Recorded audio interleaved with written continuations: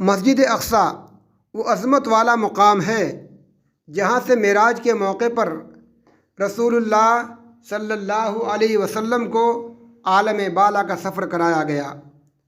حضور نے نبوت کے بعد 16 ماہ سے زیادہ عرصے تک اسی طرف رخ کر کے نماز ادا فرمائی، اس لیے یہ مسلمانوں کا قبلہ اول ہے۔ سینکڑوں انبیاء علیہ الصلاۃ والسلام کی حیات طیبہ اس مبارک مقام سے متعلق رہی ہے، اس لیے اسلام کی نگاہ میں اس شہر اور اس مسجد کی خاص اہمیت ہے۔ ایک صحابی نے حضور سے مسجد اقصی کے بارے میں دریافت کیا تو آپ نے فرمایا، یہ حشر و نشر کی سرزمین ہے، یہاں آؤ اور نماز ادا کرو۔ اس مسجد میں ایک نماز کا ثواب 1000 نماز ادا کرنے کے برابر ہے۔ ان صحابہ نے دریافت کیا، اگر میرے اندر وہاں تک جانے کی استطاعت نہ ہو؟ آپ نے فرمایا کہ کم از کم تیل کا ہدیہ بھیج دو جو وہاں چراغ میں کام آئے۔ آپ نے فرمایا، ثواب کی نیت سے 3 مسجدوں کے لیے سفر کرنا درست ہے، مسجد حرام، مسجد نبوی اور مسجد اقصی۔ یہودیوں کا یہ دعویٰ ہے کہ وہ اسرائیل کی ریاست تشکیل دے کر دراصل خدائی حکم کو پورا کر رہے ہیں۔ یہ ان کی آبائی زمین ہے، یہ ان کی باتیں سراسر جھوٹ کا پلندہ ہیں، کیونکہ فلسطین میں موجود آباد عرب حضرت ابراہیم علیہ الصلاۃ والسلام کی نسل سے ہیں اور انہی کے زمانے سے یہاں آباد ہیں۔ یہودی تو بہت بعد کی چیز ہے۔ ہمیں جاننا چاہیے کہ بنی اسرائیل حضرت یعقوب علیہ الصلاۃ والسلام کی اولاد میں سے ہیں۔ حضرت یعقوب کا اسم گرامی قرآن شریف میں 10 جگہ آتا ہے اور حضرت یعقوب علیہ الصلاۃ والسلام کا عبرانی نام اسرائیل ہے۔ قرآن شریف میں جگہ جگہ اسی نام سے یاد کیا گیا ہے۔ قرآن شریف نے اہل کتاب یہود و نصارہ کو بنی اسرائیل کہہ کر خطاب کیا ہے۔ حضرت اسحاق علیہ الصلاۃ والسلام کی اولاد میں حضرت یعقوب علیہ الصلاۃ والسلام کا نام مشہور و معروف ہے اور انہی کی نسل میں ہزارہ انبیاء و رسول پیدا ہوئے جنہیں انبیاء بنی اسرائیل کہا جاتا ہے۔ فلسطین میں موجود آباد عرب حضرت ابراہیم علیہ الصلاۃ والسلام کی نسل سے ہیں اور انہی کے زمانے سے یہاں آباد ہیں، اسی لیے فلسطینیوں کی سرزمین پر عرب فلسطینیوں کا حق ہے۔ 6 صدی قبل مسیح بابل کے حکمراں بخت نصر نے اس شہر اور مقدس مقامات کی اینٹ سے اینٹ بجائی اور یہودیوں کا قتل عام کیا۔ 1,00,000 یہودیوں کو قید کر کے بابل لے گیا۔ وہ تاریخ کا اہم واقعہ ہے۔ یہودی جو اپنے آپ کو اس شہر کا اصل وارث سمجھتے ہیں، صرف 73 سال ہی اس شہر پر برسر اقتدار رہے۔ 636 عیسوی میں مسجد اقصی کا علاقہ حضرت عمرو بن عاص اور حضرت ابو عبیدہ نے فتح کیا۔ مسلمان چاہتے تھے کہ شہر میں خون ریزی نہ ہو اور صلح کی صورت نکل آئے۔ عیسائیوں نے شرط لگائی کہ خلیفۃ المسلمین خود آ کر دستاویز پر دستخط کریں۔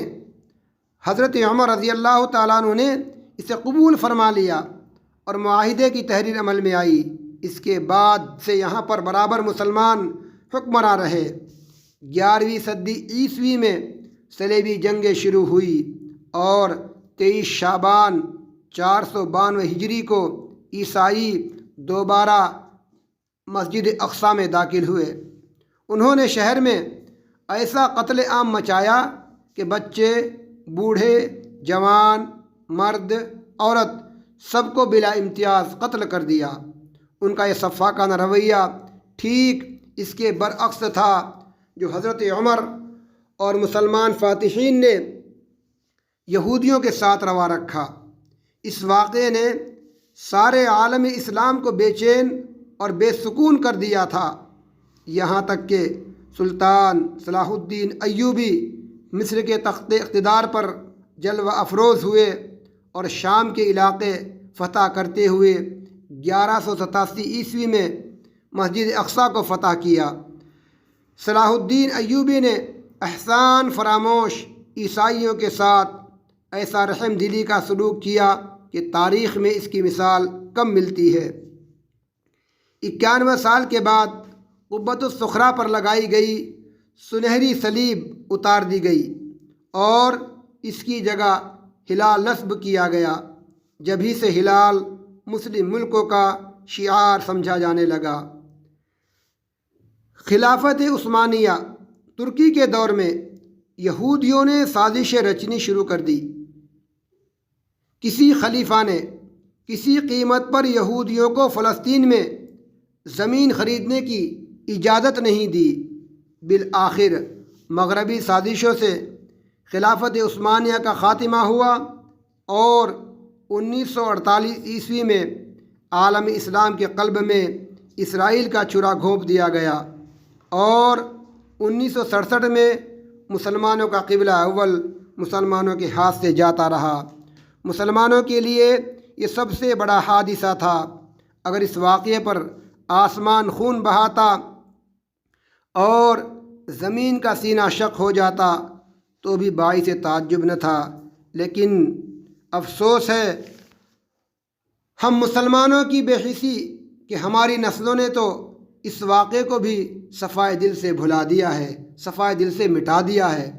اقوام متحدہ اور سلامتی کونسل نے متعدد بار فیصلہ کیا کہ اسرائیل 1967 والی سرحدوں پر واپس چلا جائے، مگر اس نے اس پر کوئی توجہ نہیں دی۔ افسوس کہ بڑی طاقتوں نے ان سب کے باوجود اسرائیل کی پشت پناہی کی اور اسرائیل کے کھلے ہوئے ظلم کی تائید کرتے رہے۔ موجودہ جنگ اس کا اصل سبب اسرائیل ہے اور اس کا حل یہی ہے کہ فوراً امن قائم کیا جائے اور اقوام متحدہ کے فیصلے کے مطابق فلسطین کی آزاد ریاست قائم ہو اور فلسطینیوں اور اسرائیلیوں کے ساتھ انصاف ہو۔ جنگ تو خود ہی ایک مسئلہ ہے، جنگ تو خود ہی ایک مسئلہ ہے، جنگ کیا مسئلوں کا حل دے گی؟ جنگ تو خود ہی ایک مسئلہ ہے، جنگ کیا مسئلوں کا حل دے گی؟ آگ اور خون آج بخشے گی، بھوک اور احتیاج کل دے گی۔ اس لیے شریف